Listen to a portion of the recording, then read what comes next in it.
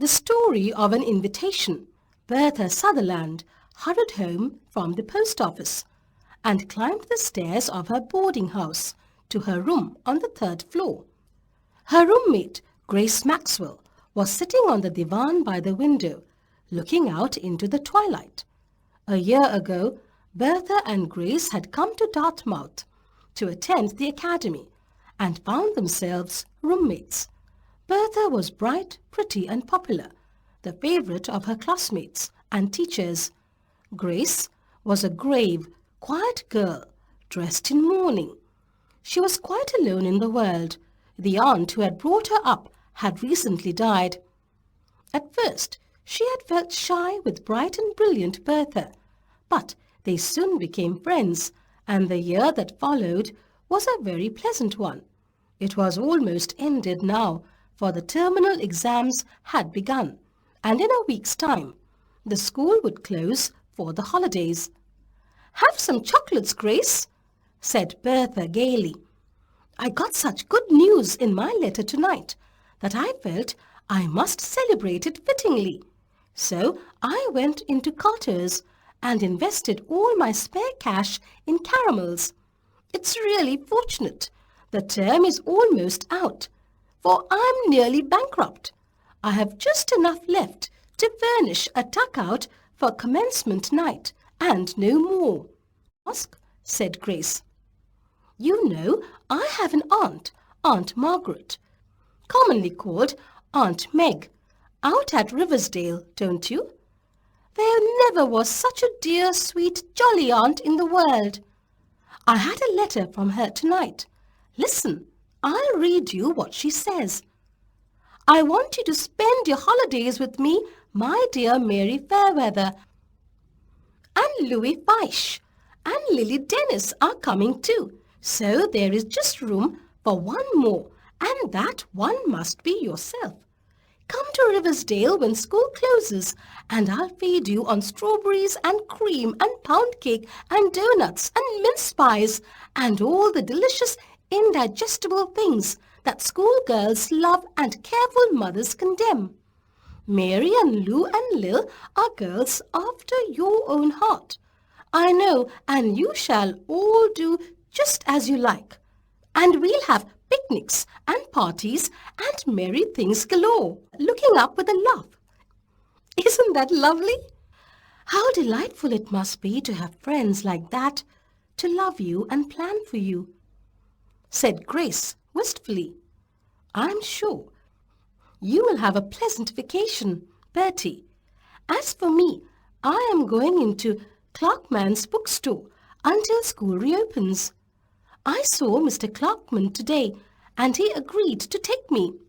Bertha looked surprised. She had not known what Grace's vacation plans were.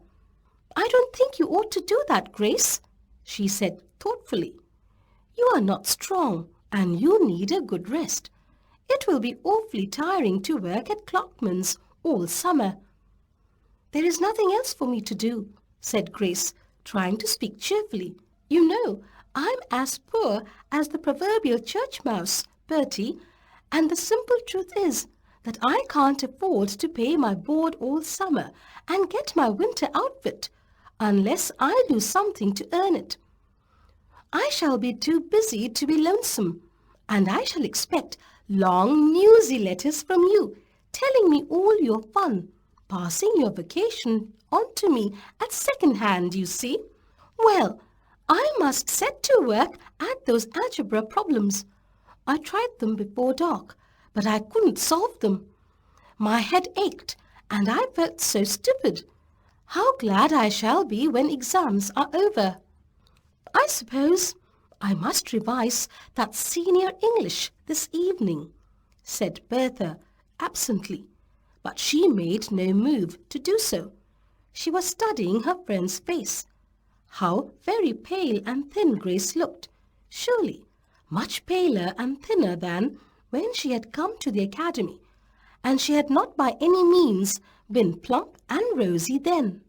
I believe she could not stand 2 months at Clarkman's, thought Bertha.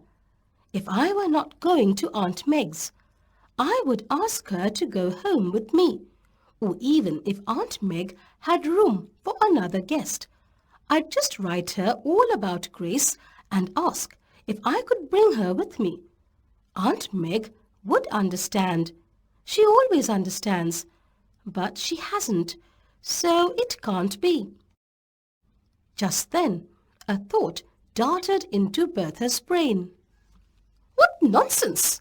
she said aloud, so suddenly and forcibly that Grace fairly jumped. "What is?" "Oh, nothing much," said Bertha, getting up briskly. "See here, I'm going to get to work. I've wasted enough time." She curled herself up on the divan and tried to study her senior English. But her thoughts wandered hopelessly, and finally she gave it up in despair and went to bed. There she could not sleep. She lay awake and wrestled with herself. It was after midnight when she sat up in bed and said solemnly, "I will do it." Next day, Bertha wrote a confidential letter to Aunt Meg. She thanked her for her invitation and then told her all about Grace. "And what I want to ask, Aunt Meg, is that will you let me transfer my invitation to Grace and ask her to go to Riversdale this summer in my place? Don't think me ungrateful.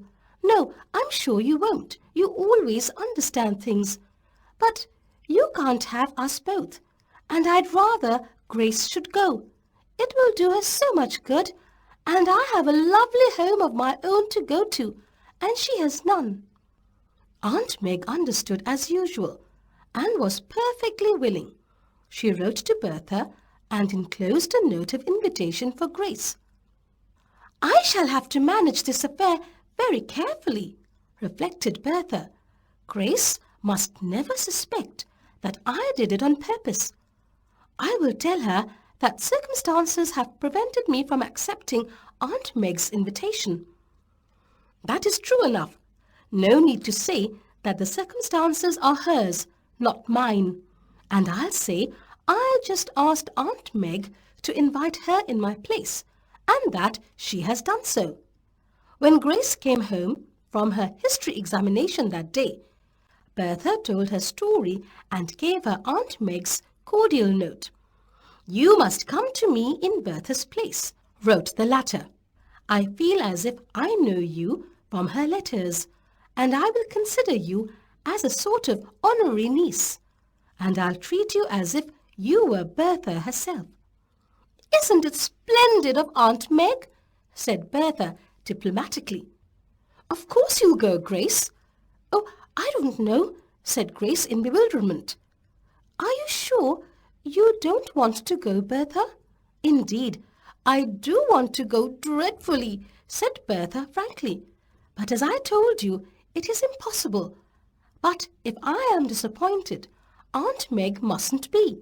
You must go, Grace, and that is all there is about it." In the end, Grace did go, a little puzzled and doubtful still, but thankful beyond words to escape the drudgery of the counter and the noise and heat of the city. Bertha went home, feeling a little bit blue in secret. It cannot be denied, but also feeling quite sure that if she had to do it all over again, she would do just the same. The summer slipped quickly by, and finally 2 letters came to Bertha, one from Aunt Meg and one from Grace. "I've had a lovely time," wrote the latter, "and oh, Bertie, what do you think? I am to stay here always. Oh, of course, I am going back to school next month, but this is to be my home after this. Aunt Meg, she makes me call her that, says I must stay with her for good." In Aunt Meg's letter was this paragraph: "Grace is writing to you and will have told you that I intend to keep her here. You know, I have always wanted a daughter of my own, but my greedy brothers and sisters would never give me one of theirs, so I intend to adopt Grace. She is the sweetest girl in the world, and I am very grateful to you for sending her here. You will not know her when you see her. She has grown plump and rosy. She has grown plump and rosy. Bertha folded her letters up with a smile. I have a vague, delightful feeling that I am the good angel in a storybook, she said.